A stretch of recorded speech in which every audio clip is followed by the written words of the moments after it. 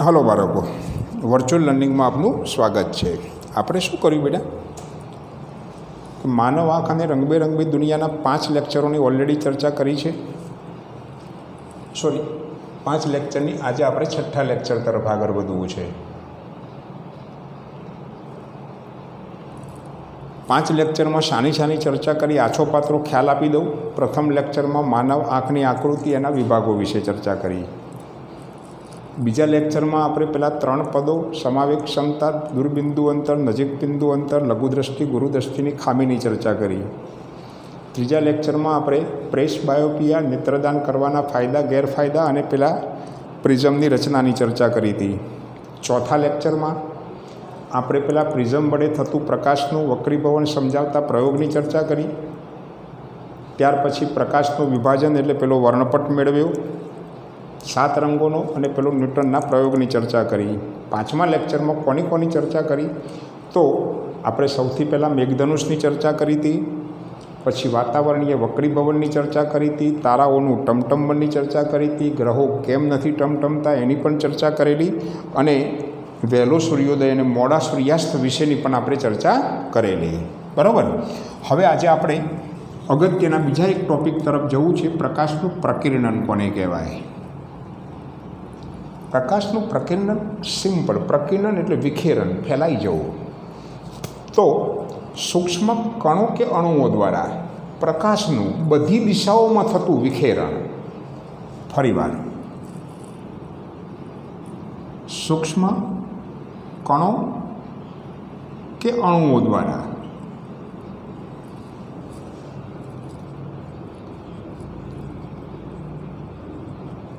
પ્રકાશનું બધી જ દિશામાં થતું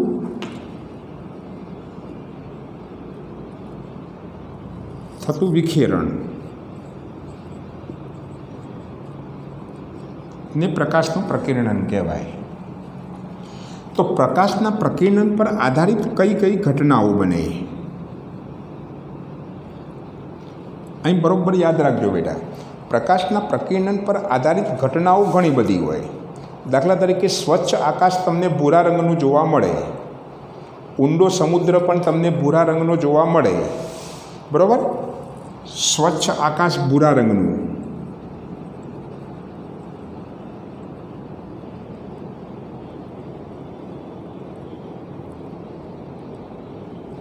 પછી ઊંડો સમુદ્ર એ પણ ભૂરા રંગનો જોવા મળે. પછી સૂર્યોદય અને સૂર્યાસ્ત વખતે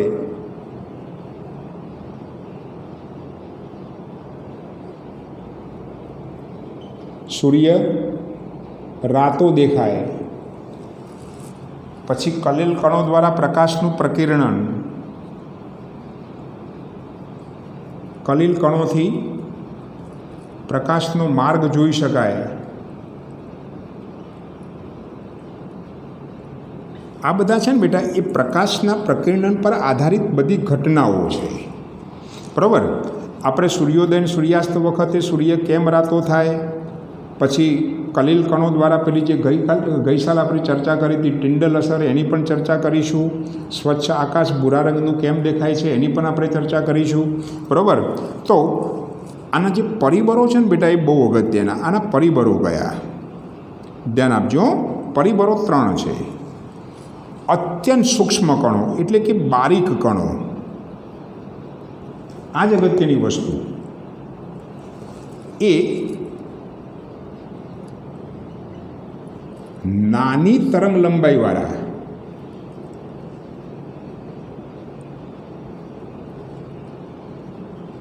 લાલ પ્રકાશનું પ્રકિરણન કરે. આ વસ્તુ યાદ રાખવાનું બેટા. અત્યંત બારીક કણો છે ને, એ હંમેશા ટૂંકી તરંગ લંબાઈવાળા લાલ પ્રકાશનું પ્રકિરણન કરશે. પછી બારીક કણો કરતાં થોડાક મોટા કણો એ શું કરશે બેટા? તો મોટી તરંગ લંબાઈવાળા ટૂંકી તરંગ લંબાઈવાળો પ્રકાશ છે ને બેટા, એ વાદળી પ્રકાશ છે. અને મોટા કણો છે, બારીક કણો કરતાં સહેજ મોટા કણો, બહુ મોટા નહીં, એ મોટી તરંગલંબાઈવાળા રાતા પ્રકાશનું પ્રકીર્ણન કરશે. અને અત્યંત મોટા કણો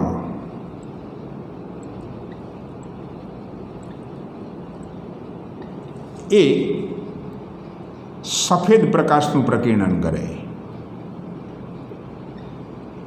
આ એના પરિબળો છે. આ 3 વસ્તુ તમારે બરાબર યાદ રાખવાની છે બેટા, કે અત્યંત બારીક કણો એટલે કે અત્યંત સૂક્ષ્મ કણો છે ને, એ નાની તરંગલંબાઈવાળા વાદળી પ્રકાશનું પ્રકીર્ણન કરે.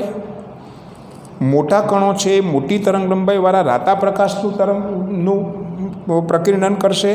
અને અત્યંત મોટા કણો છે એનાથી પ્રકીર્ણન પામતો પ્રકાશ છે ને હંમેશા સફેદ હોય.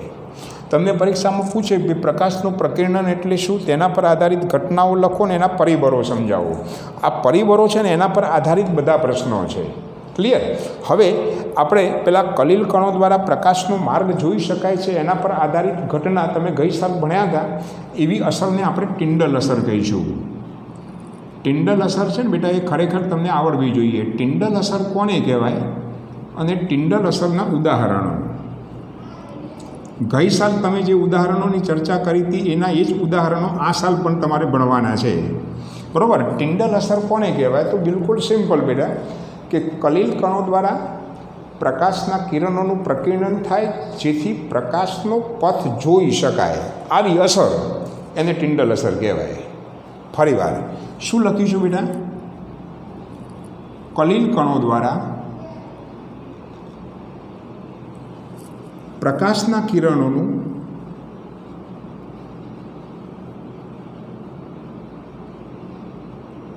પ્રકીર્ણન થાય તેથી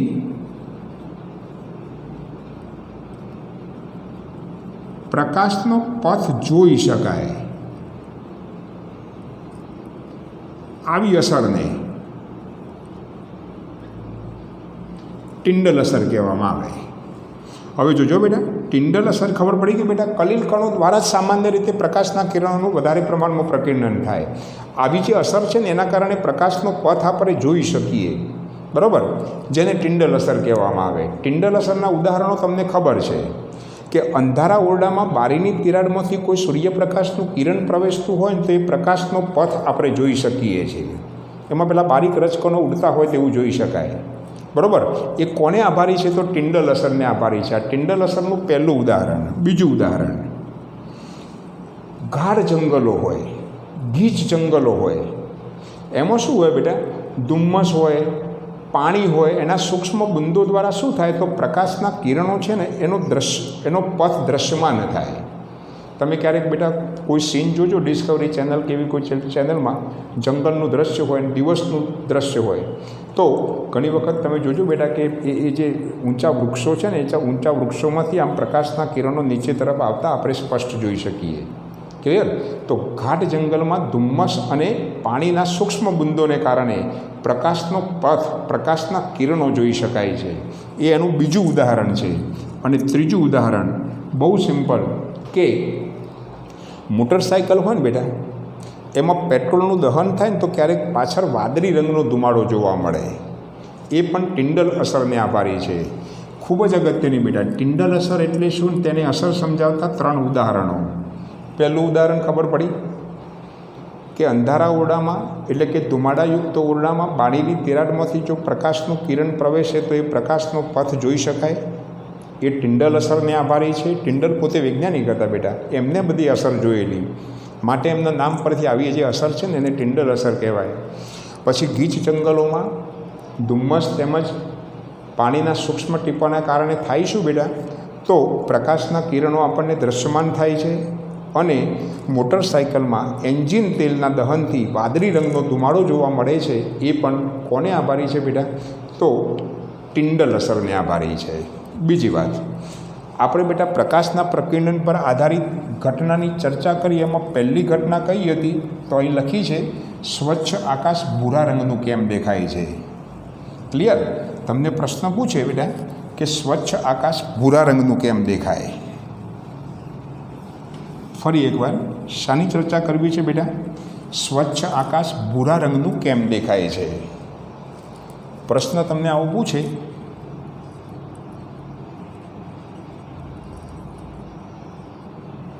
સ્વચ્છ આકાશ ભૂરા રંગનું કેમ દેખાય છે?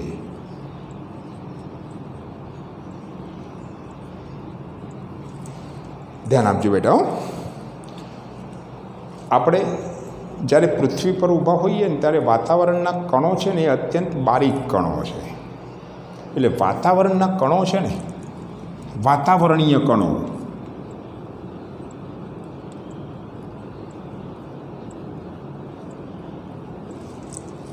એ ખૂબ જ બારીક પરિમાણ ધરાવે છે.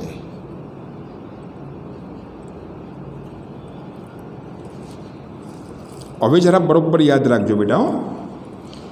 આ જે વાતાવરણીય કણો છે ને એ ખૂબ જ બારીક કણો છે. તેથી તેઓ શું કરશે બેટા?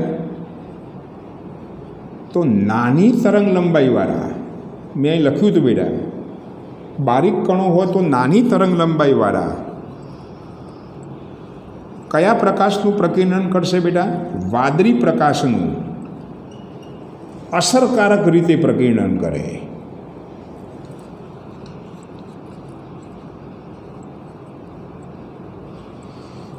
યાદ રાખજો બેટા, લાલ પ્રકાશની તરંગ લંબાઈ છે ને એ રાતા પ્રકાશની તરંગ લંબાઈ કરતાં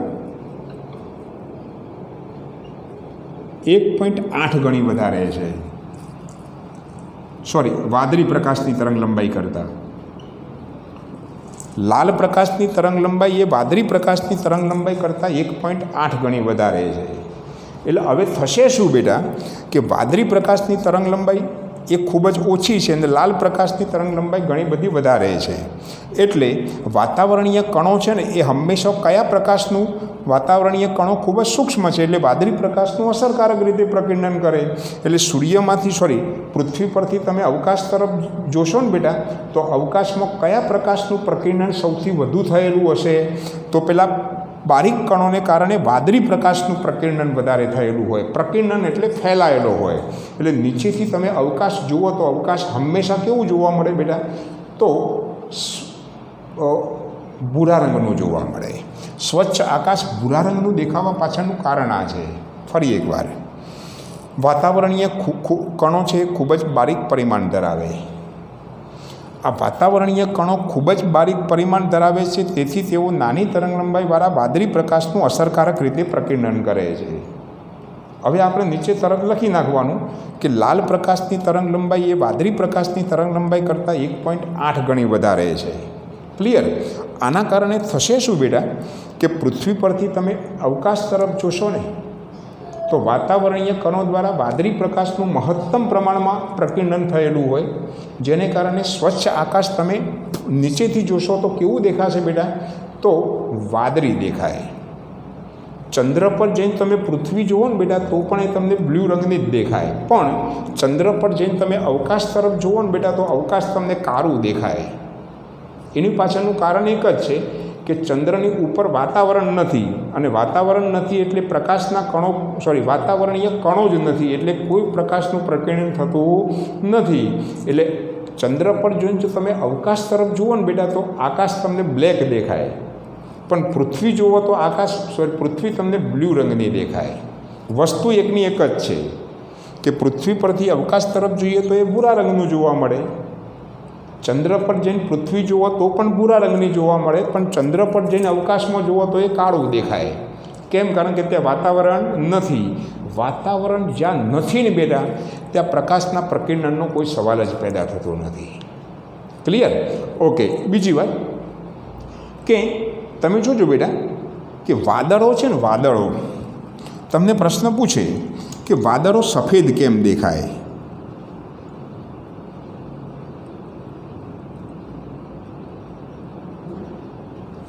સફેદ કેમ દેખાય છે?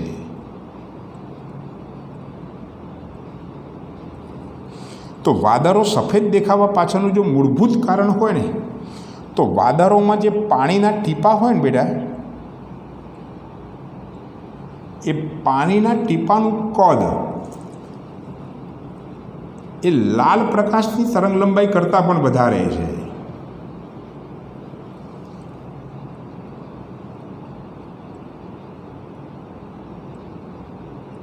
બહુ સાદી ભાષામાં કહું ને બેટા, તો પાણીના ટીપાનું કદ છે ને એ અત્યંત મોટું છે. અને મેં તમને હમણાં કહ્યું બેટા કે જો અત્યંત મોટા કણો હોય તો પ્રકીર્ણન પામતો પ્રકાશ કેવો હોય તો સફેદ હોય. એટલે પાણીના ટીપામાં જ્યારે પ્રકાશ પસાર થાય ત્યારે એ શ્વેત પ્રકાશનું વિખેરણ કરે, પ્રકીર્ણન કરે. એના કારણે વાદળ છે ને એ વાદળ તમને સફેદ રંગના દેખાય. બરાબર? પાણી વગરના વાદળની વાત કરું છું બેટા. પાણી વગરના વાદળ છે ને હંમેશા સફેદ દેખાય. એની પાછળનું એક જ કારણ કે એ વાદળમાં જે વાદળો હંમેશા પાણીની બાષ્પથી રચાય. એટલે એ પાણીની બાષ્પના કણો છે ને બેટા એનું કદ લાલ પ્રકાશની તરંગલંબાઈ કરતાં પણ વધારે હોય. એટલે સૂર્યપ્રકાશનું કિરણ જ્યારે વાદળમાંથી પસાર થાય ને ત્યારે સફેદ પ્રકાશનું પ્રકીર્ણન કરે. એટલે સમગ્ર વાદળ તમને કેવું જોવા મળે તો સફેદ જોવા મળે. વાદળો હંમેશા સફેદ રંગના જોવા મળે, પાણી વગરના હોવા જોઈએ. બરાબર? હવે તમને બીજો પ્રશ્ન, આપણે 2-3 ઘટનાઓની ચર્ચા કરી હતી. બીજી ઘટના કઈ હતી બેટા કે સૂર્યોદય અને સૂર્યાસ્ત વખતે સૂર્ય કેમ રતુમડા રંગનો દેખાય છે? શું પ્રશ્ન પૂછે બેટા કે સૂર્યોદય અને સૂર્યાસ્ત વખતે સૂર્ય કેમ રાતો દેખાય છે?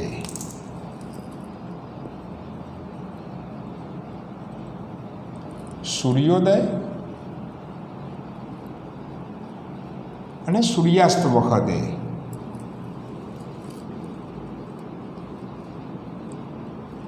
સૂર્ય કેમ રાતો દેખાય છે?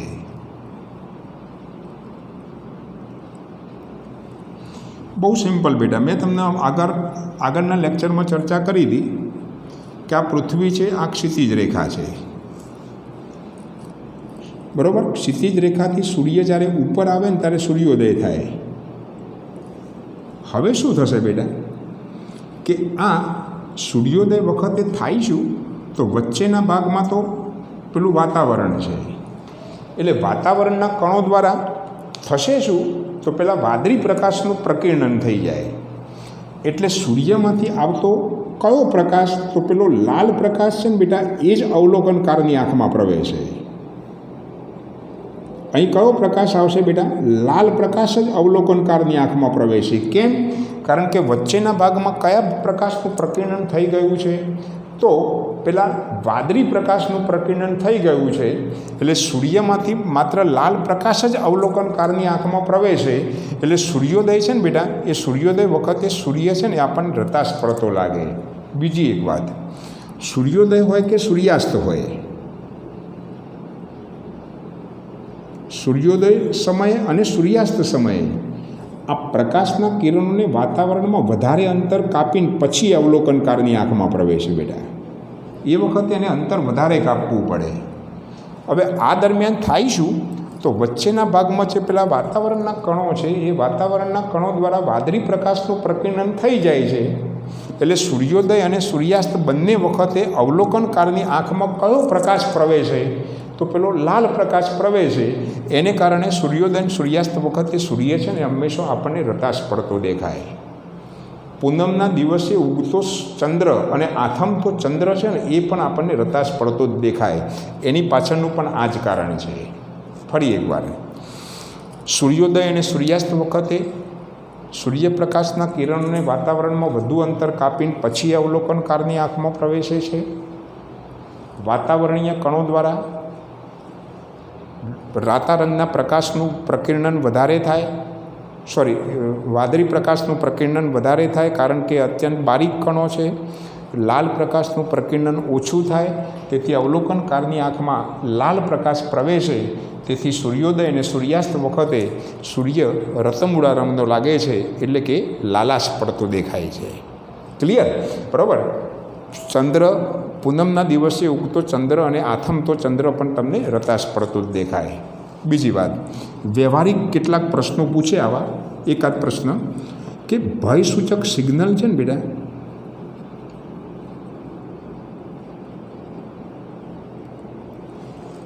એ લાલ રંગનું હોય.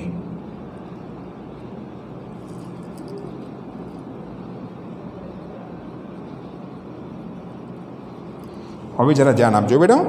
આ ભયસૂચક સિગ્નલ કેમ લાલ રંગનું હોય છે હું તમને સમજાવું.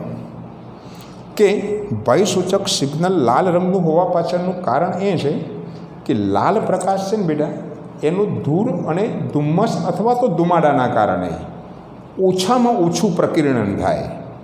એટલે લાલ પ્રકાશ છે ને બેટા, એ દૂરથી પણ અવલોકનકારની આંખમાં પ્રવેશી શકે. માટે ભયસૂચક સિગ્નલ છે ને હંમેશા લાલ રંગનું જ હોય.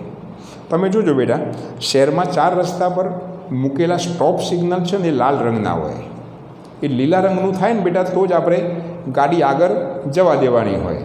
બરાબર. પોલીસ હોવો જોઈએ. બરાબર. પોલીસ ના હોય તો પછી લાલ લાઇટ શું કે બ્લુ લાઇટ શું, સોરી ગ્રીન લાઇટ શું. બરાબર. આપણા માટે એ સિગ્નલો બહુ કોઈ બહુ મહત્ત્વના રહેતા નથી. બરાબર. આવું આપણે ભારત દેશમાં ચાલે છે અને એવા સારા દેશમાં આપણે વસવાટ કરીએ છીએ. બરાબર. એટલે તમે જોજો બેટા કે સ્ટોપ સિગ્નલ હોય ને એ લાલ રંગનું હોય. એની પાછળનું મુખ્ય કારણ એક જ છે કે વાહન ચાલક છે ને બેટા, એ સ્ટોપ સિગ્નલ હોય. બરાબર. સિગ્નલ 4 રસ્તા પર સિગ્નલ સ્ટોપ હોય તો દૂરથી પણ એ પોતે શું કરી શકે, પોતાનું વાહન ધીમું પાડી શકે. ક્લિયર. બરાબર. બ્રેક મારી શકે. તમે જોજો બેટા, કોઈ પણ વાહન છે ને એમાં તમે બ્રેક દબાવો ને તો પાછળ લાલ લાઇટ શરૂ થાય. એ પણ એક ભયસૂચક સિગ્નલ છે. ક્લિયર. એટલે આગળ વાહન જતું હોય અને જો પાછળ બ્રેક લાઇટ ચાલુ થાય તો એ લાલ રંગની હોય. આવા સમયે આપણું પણ વાહન શું કરી દેવું પડે બેટા, જો આપણે પાછળ હોઈએ તો ધીમું પાડી દેવું પડે. એટલે કે આપણે બ્રેક લગાડવી પડે. બરાબર. વાહનમાં પાછી બ્રેક હોવી જોઈએ. બરાબર. ઘણી વખત તો શું છે, બ્રેક જ ના હોય. બરાબર. એટલે આગળવાળાનું સિગ્નલ આપણે જોઈએ તો એ આપણે એનો કંઈ પ્રતિભાવ આપી શકીએ નહીં. બરાબર. હવે આપણે શું કરવું છે બેટા કે પ્રકાશના પ્રકીર્ણન પર આધારિત એક પ્રયોગની ચર્ચા કરવી છે. પ્રકાશનું પ્રકીર્ણન સમજાવતો એક પ્રયોગ, બહુ સારો પ્રયોગ, અને આ પાઠનો એ છેલ્લો પ્રયોગ છે બેટા. બરાબર. આ પાઠનો છેલ્લો ટોપિક અને છેલ્લો પ્રયોગ પણ છે. પ્રકાશનું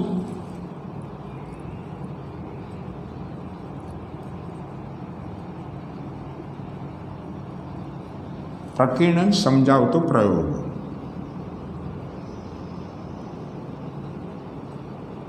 સાદો પ્રયોગ છે. ધ્યાન આપજો બેટા.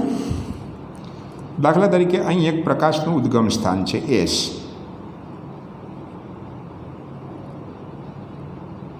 એમાંથી પ્રકાશના કિરણો બહાર આવતા બતાવવાના. હવે શું કરવું છે બેટા કે અહીં એક આપણે બહિર્ગોળ લેન્સ મૂકવો છે.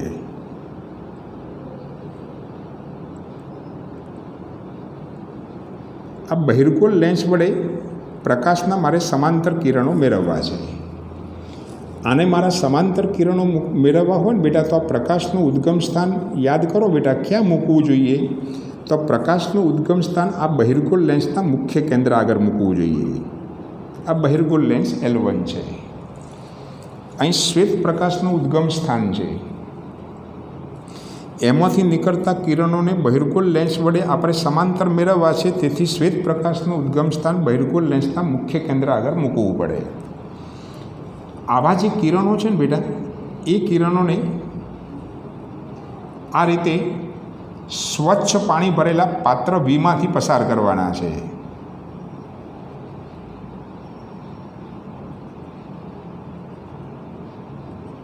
આ સ્વચ્છ પાણી ભરેલું પાત્ર V છે. એમાંથી આ પ્રકાશના કિરણોને પસાર કરવાના છે. પછી આ પ્રકાશના કિરણો છે ને એને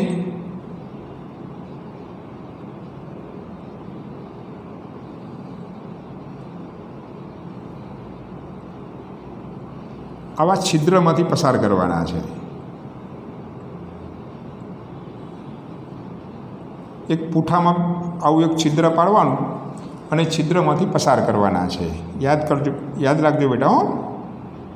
હવે શું કરવાનું છે બેટા, કંઈક બીજો બહિર્ગોળ લેન્સ લઈ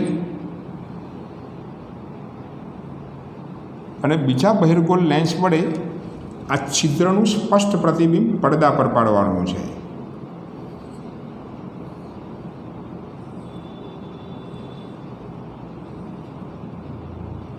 અહીં આપણે છિદ્રનું આ પડદો છે બેટા, આ છિદ્ર છે, આ બહિર્ગોળ લેન્સ L2 છે, આ સ્વચ્છ પાણી ભરેલું પાત્ર છે, બરાબર.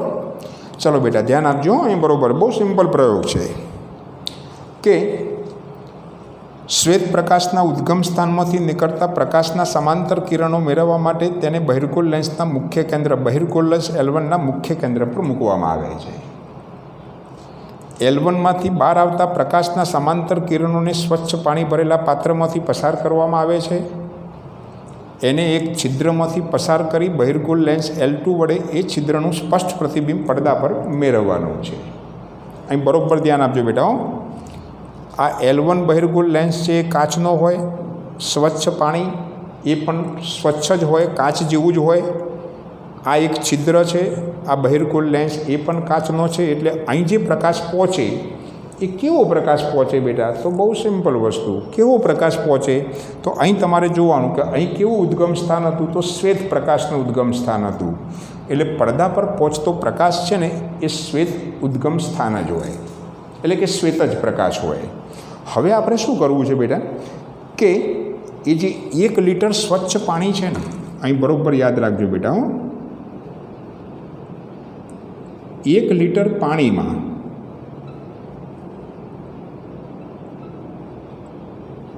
100 ml એટલે 100 ગ્રામ સોડિયમ થાયોસલ્ફેટ ઉમેરવાનો છે.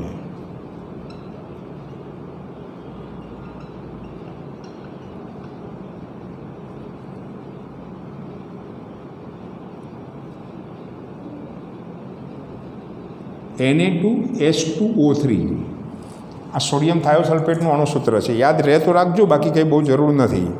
આપણે શું કર્યું બેટા કે આ સ્વચ્છ પાણી ભરેલું જે પાત્ર છે એમાં 1 લિટરમાં 100 ગ્રામ સોડિયમ થાયોસલ્ફેટ ઉમેર્યું. 100 ગ્રામ સોડિયમ થાયોસલ્ફેટ તમે ઉમેરી દેશો ને બેટા, એટલે તરત જ ઉમેર્યા પછી તમારે આ પાત્ર સીનું અવલોકન કરવાનું છે બાજુએથી, અને પડદાનું પણ અવલોકન કરવાનું છે. ક્લિયર? આ એનો પ્રયોગ છે. હવે શું કરવાનું છે બેટા? તો અવલોકન કરતાં આપણને શું જોવા મળે છે એ આપણે જોવાનું છે, અને આના પરથી આપણે નિર્ણય લખવાનો છે. બહુ સિમ્પલ. જોજો બેટા, અવલોકન કરતાં આપણને શું જોવા મળે?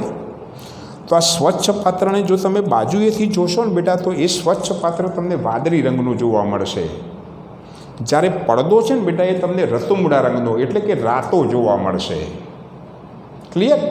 તો અહીં તમે જુઓ બેટા, આમાં શું થયું કે 100 ગ્રામ થોડી સોડિયમ થાયોસલ્ફેટ જ્યારે આમાં ઉમેરવામાં આવે ને ત્યારે પછી જે બનતું દ્રાવણ છે ને એ કલીલ દ્રાવણ થઈ જાય. એટલે કલીલ કણો દ્વારા શું થશે બેટા?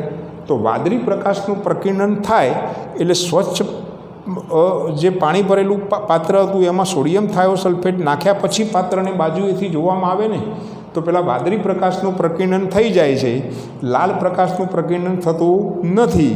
એટલે વાદળી પ્રકાશનું પ્રકીર્ણન થાય છે એટલે પાત્રને બાજુએથી જોતાં એ શું થાય છે? પાત્ર આપણને વાદળી રંગનું જોવા મળે. જ્યારે લાલ પ્રકાશ પહેલાં પડદા પર પહોંચી જાય એટલે પડદો આપણને રતુમડા રંગનો જોવા મળે. તો આના પરથી નિર્ણય શું કરી શકીએ બેટા? તો સિમ્પલ નિર્ણય કે ભાઈ વાદળી પ્રકાશનું પ્રકીર્ણન વધુ થાય છે અને લાલ પ્રકાશનું પ્રકીર્ણન ઓછું થાય છે. ક્લિયર? ફરીવાર અવલોકનમાં શું લખીશું બેટા કે સ્વચ્છ પાત્રને બાજુએથી જોતાં એ વાદળી રંગનું દેખાય છે. કેમ? કારણ કે થોડિયમ થાયોસલ્ફેટ ઉમેરવાથી કણો કલીલ થઈ જાય, અને કલીલ કણો છે વાદળી પ્રકાશનું પ્રકીર્ણન વધારે કરે છે માટે, અને લાલ પ્રકાશનું પ્રકીર્ણન ઓછું કરે છે. તેથી વાદળી પ્રકાશ સ્વચ્છ પાત્રને બાજુએથી જોતાં વાદળી દેખાય, જ્યારે લાલ પ્રકાશ છે પડદા સુધી પહોંચી જાય માટે પડદો આપણને કેવો દેખાય છે બેટા? રતુમડા રંગનો દેખાય છે. નિર્ણય શું લખવાનું કે વાદળી પ્રકાશનું પ્રકીર્ણન વધુ થાય, રાતા પ્રકાશનું પ્રકીર્ણન ઓછું થાય છે. ક્લિયર બેટા? તો આ પાઠનો આ છેલ્લો પ્રશ્ન હતો. આજે આપણે કોની ચર્ચા કરી? તો સૌથી પહેલું જે ચર્ચા કરી એ પ્રકાશનું પ્રકીર્ણનની ચર્ચા કરી.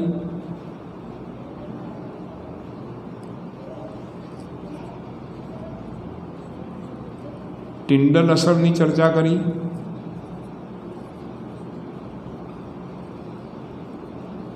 સ્વચ્છ આકાશ ભૂરા રંગનું. ચોથી વાત, સૂર્યોદય સૂર્યાસ્ત વખતે સૂર્ય લાલ રંગનો દેખાય અને પ્રકાશનું પ્રકીર્ણન દર્શાવતો પ્રયોગ. આવા 5 પ્રશ્નોની ચર્ચા કરી.